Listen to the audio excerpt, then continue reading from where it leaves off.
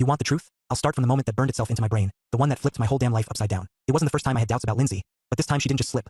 She broadcasted her betrayal to the whole damn internet. My phone buzzed, and there it was. My girlfriend posted on Instagram. I'm not anyone's property. A woman has rights. Yeah, I know, what the hell kind of caption is that? And guess what? She posted it minutes after I caught her texting her ex, Daniel, behind my back. Minutes. And what did I do? I just smiled. Not the happy kind of smile. Not the oh everything's fine kind. It was that hollow smile you give when the knife's already in your chest and you realize she's still twisting it. Let me rewind, because this wasn't just about some dumb Instagram post. This was about the way Lindsay had been acting for weeks, hell months. First, she suddenly became busy. Busy with yoga. Busy with girls' night. Busy with late shifts at the office. Always some excuse. She used to tell me everything, where she was going, what she was eating for lunch. Suddenly, she was guarded, snappy, quick to change the subject. Then came the phone thing. You know how couples can sit on the couch and scroll TikTok together? Laugh about dumb memes? Not anymore. Lindsay kept her phone upside down, face down, like it was radioactive. Notifications popped up, and she'd rush to grab it before I could glance at the screen. One time I reached for her phone because mine was dead, and she damn near jumped out of her skin. I told myself maybe I was paranoid. Maybe she was just stressed. Maybe she was planning a surprise. Yeah, right. That night, everything came crashing down. We were sitting on the couch. She went to the bathroom but left her phone on the armrest. I swear to God, it buzzed at me like a siren call. My gut told me to look, and for once, I didn't ignore it. I picked it up. One notification, one damn line that shattered me. Daniel, I missed the way you used to sneak into my car after midnight. My stomach dropped. My hands shook. She had saved his number under a fake name, Donna. But the idiot forgot that I knew Daniel's number from years ago. Her ex. The same guy she swore was just history. The same guy she said was toxic and blocked. And what did she reply? I scrolled up, heart pounding. Lindsay, I miss it too. Things are complicated right now, but soon. Soon what? Soon you'd be back in his car? Soon you'd leave me hanging while you crawled back into his arms like nothing ever happened? I put the phone down. I didn't throw it. Didn't smash it. Didn't scream. I just sat there, staring at the blank TV screen, waiting for her to come back. She walked out, hair tied up, face glowing like she hadn't just detonated my world. She saw me sitting there, stiff, phone back in place. She smiled, that fake everything's normal smile. Hey babe, you okay? She asked, casual as hell. And that's when my phone buzzed again. I didn't even have to open hers this time. I opened mine. Instagram. Notification. Lindsay posted a new story. I clicked it. There she was, face lit by some filter. Text plastered across the screen. I'm not anyone's property. A woman has rights. The timing? Unbelievable. She had just finished whispering digital sweet nothings to her ex. And now she wanted the world to think she was some kind of independent warrior woman. Like loyalty was oppression. Like respect was slavery. I laughed. That bitter, broken laugh you let out when you finally see someone for who they are. She came back into the living room, picked up her phone, and didn't even notice the way I was watching her. She tapped her screen, swiped back into Instagram, ready to soak in the likes and comments. But when she refreshed, she froze. Her face dropped, because what she saw waiting for her changed everything. When she refreshed her page, her jaw literally dropped. I'd already logged into her Instagram from my laptop earlier that week, just because I had that gut feeling. So when she posted her little independent woman stunt, I didn't waste a second. I screenshotted her text with Daniel. Every damn word, every little, I miss you and soon. And I uploaded them right onto her story. No caption, no explanation, just the receipts. And there she was, frozen on the couch, staring at her screen like it had just grown teeth. What the F? Did you do, Ryan?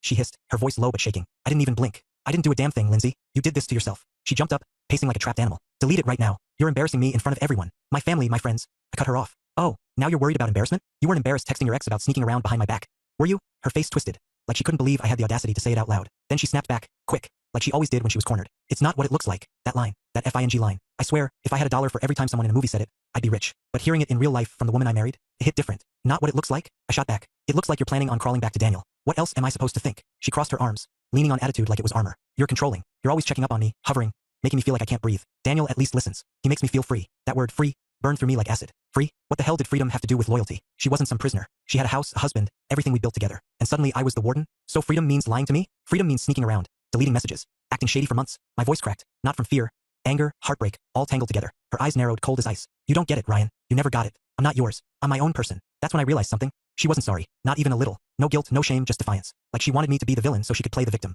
I looked at her, really looked at her, and the woman I thought I loved wasn't there anymore. This was someone else. Someone selfish. Someone bitchy enough to burn everything we had down just to feel a thrill with a man she swore was toxic. You're unbelievable, I said, my voice low, almost calm. You throw away years for cheap words from your ex, and I'm the problem? She smirked, actually smirked and muttered.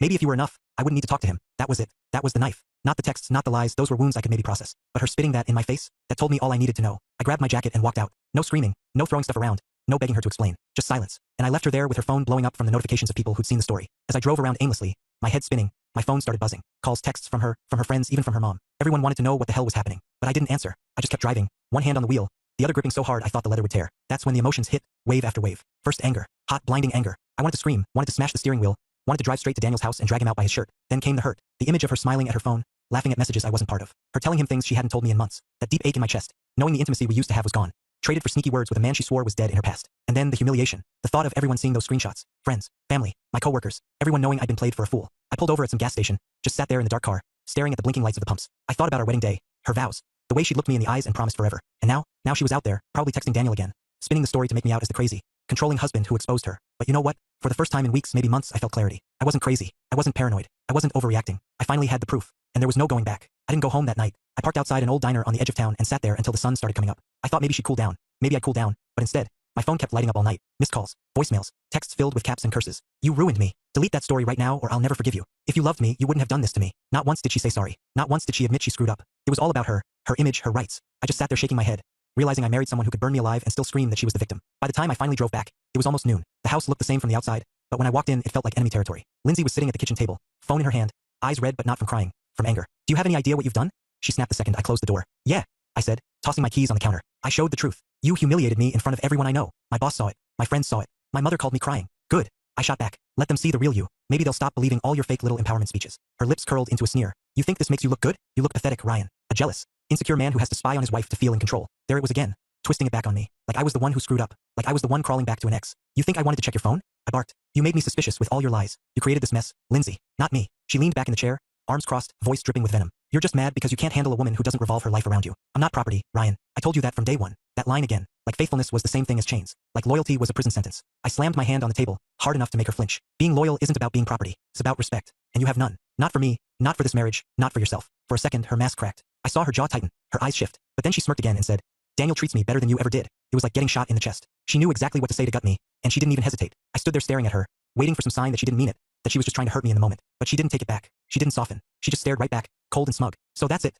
I said, voice flat. You're admitting it. I don't have to admit anything, she snapped. You already put it all over the internet, remember? Congratulations, you won. You destroyed us. I laughed bitterly. I destroyed us? No, Lindsay. You destroyed us when you started sneaking around with your ex and treating me like I was some ball and chain. I just pulled the curtain back. Her phone buzzed again, and she snatched it up, typing fast. I leaned over, and she tilted the screen away, but I caught a glimpse anyway. Daniel, again. You're texting him right now? I shouted. She shrugged, not even ashamed. At least he listens. I felt something inside me snap. Not anger this time, not heartbreak, just finality. A line being drawn. I wasn't going to beg. I wasn't going to fight for scraps of her attention while she handed the real thing to another man. You know what? I said quietly. We're done. She froze, phone still in her hand. What do you mean, done? I mean I'm finished, Lindsay. With you. With this marriage. With all your lies. You want Daniel? Go. Be with him. But you're not going to have me as your backup anymore. Her face twisted, like she hadn't expected me to actually call her bluff. You don't get to walk away from me, she spat. I'll ruin you. Everyone will know what a controlling psycho you are. I laughed again, shaking my head. You already ruined me. There's nothing left for you to take. I grabbed a duffel bag from the closet, started throwing clothes into it. She stood there, sputtering, threatening, calling me names. Coward, loser, weak. But the more she talked, the calmer I felt, like I was finally waking up from a nightmare. When I zipped the bag and slung it over my shoulder, she shouted after me.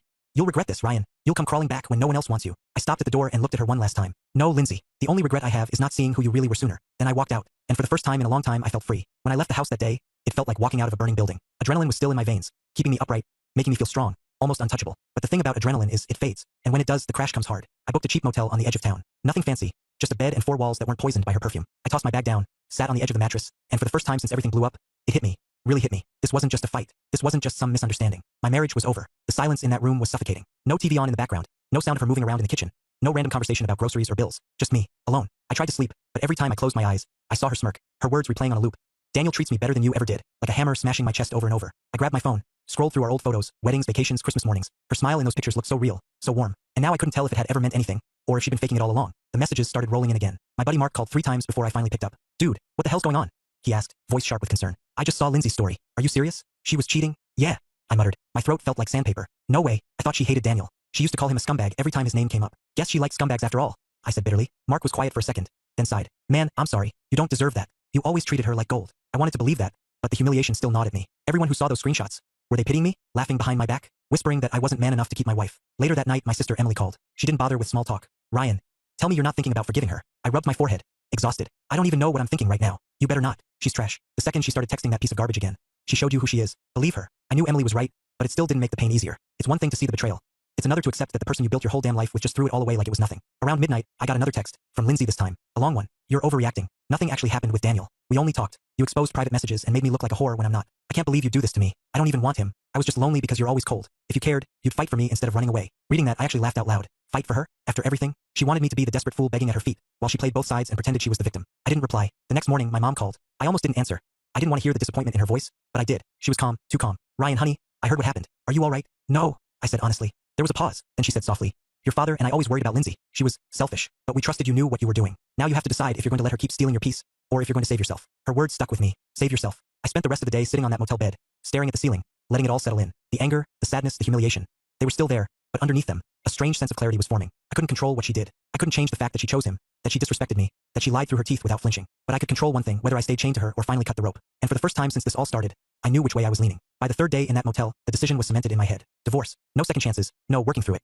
No marriage counseling where she'd sit there acting like I was the problem while still texting Daniel on the side. I wasn't going to play that game. I called a lawyer. His name was Greg, a no-nonsense guy my coworker recommended after his own messy split. I told him everything, even about posting her texts on Instagram. He chuckled darkly. Messy but smart, he said. You've got evidence. That's more than most guys have when their wives blindside them. Hearing that almost made me feel like I wasn't crazy, like I wasn't just some paranoid husband losing his mind. When I left his office, my phone was buzzing again. Lindsay. Missed calls, voicemails. I finally listened to one. Her voice was different this time. Softer. Fake sweet. Ryan, please call me back. I'm sorry about what I said the other day. I didn't mean it. You're everything to me. I was just upset. Can we talk? Don't do anything rash. Rash. That's what she called me leaving her. Rash. Like walking away from her betrayal was just some emotional impulse, not a clear-headed survival move. I didn't call back. Instead, I drove past the house later that evening, just to see if her car was there. It was, but parked next to it was a silver sedan I recognized instantly. Daniel's. My stomach twisted, but instead of stopping, I just kept driving. That was my confirmation. That was the nail in the coffin. While she was leaving me voicemails begging for a second chance, she was already letting him into the house we built together. I ended up at Mark's place that night. He handed me a beer the second I walked in. You look like man. Feel like it too, I admitted. We sat on his porch, drinking in silence for a while, until I finally told him about seeing Daniel's car. His eyes went wide. She didn't waste a damn second, huh? Nope.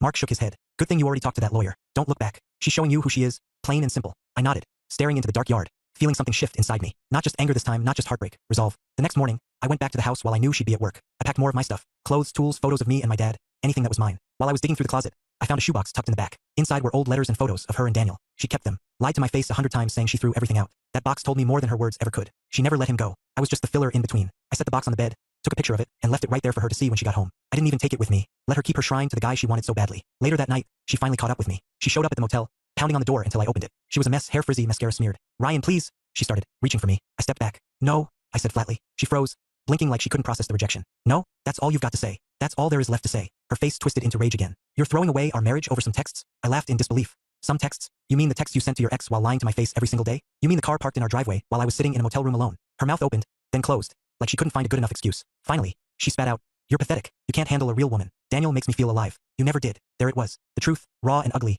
spilling right out of her. I didn't yell, didn't cry. I just looked at her and said, then go live your exciting little life with him. But leave me the hell out of it. She glared at me, waiting for me to break, to beg, to show some crack in the armor. But I didn't. After a long silence, she scoffed, muttered, you'll regret this, and stormed off. I sat back down on the motel bed, listening to her car peel out of the parking lot, and for the first time since the whole thing started, I didn't feel broken. I felt lighter. She had made her choice, and so had I. The night she left the motel parking lot, I didn't move for hours. Just sat there staring at the door like she might come back again. Like maybe this time she'd say something real instead of spewing more venom. But she didn't, and I finally understood she never would. The days after were rough. I won't lie and act like I just woke up free and healed. That's not how it works. There were mornings I woke up with this crushing weight on my chest, thinking about how I used to roll over and see her there. Nights where I caught myself scrolling through old photos, wondering if any of those smiles were genuine, or if I was just a prop in her play. But there was also this strange clarity. Every time I felt weak, I'd remind myself of the box of letters, the smug way she said Daniel treated her better, the car in our driveway. Those weren't mistakes. Those were choices. And choices have consequences. Mark kept checking in. One night he dragged me out to a bar, tried to cheer me up with a couple rounds of whiskey. You know what your problem was, man? He said, half drunk, pointing at me. You put her on a pedestal. You thought she was better than you and she used that. You gave her the crown, and she spit in your face. He wasn't wrong. I had worshipped her, thinking she was some rare treasure. But treasures don't sneak around at midnight and send dirty little memories to their exes. My sister Emily called too every other day. Don't even think about answering her calls, she warned. She's gonna keep trying, Ryan. Not because she loves you, but because she hates losing. Don't give her that win. And sure enough, Lindsay did keep trying. She called from blocked numbers, left voicemails crying 1 minute, raging the next. One of them still sticks in my head. Ryan, you think you're so strong, but you're not. You'll never find someone like me again. I'm the best thing that ever happened to you, and you threw it away. Daniel doesn't even matter. It was never about him. It was about me wanting to feel alive. You should have made me feel that way, but you didn't. That's on you. That was the kind of person she really was. It wasn't about love. It wasn't about partnership. It was about her, always her. I didn't respond, not once, and that silence became my power. One evening, I drove past the house again. Her car was there. Daniel's too. I parked across the street for a few minutes, just watching. The curtains were open, lights on. They were in the living room together, laughing. She looked happy, happier than she had in months with me. And you know what? It stung. Felt like a punch to the gut. But then another thought hit me.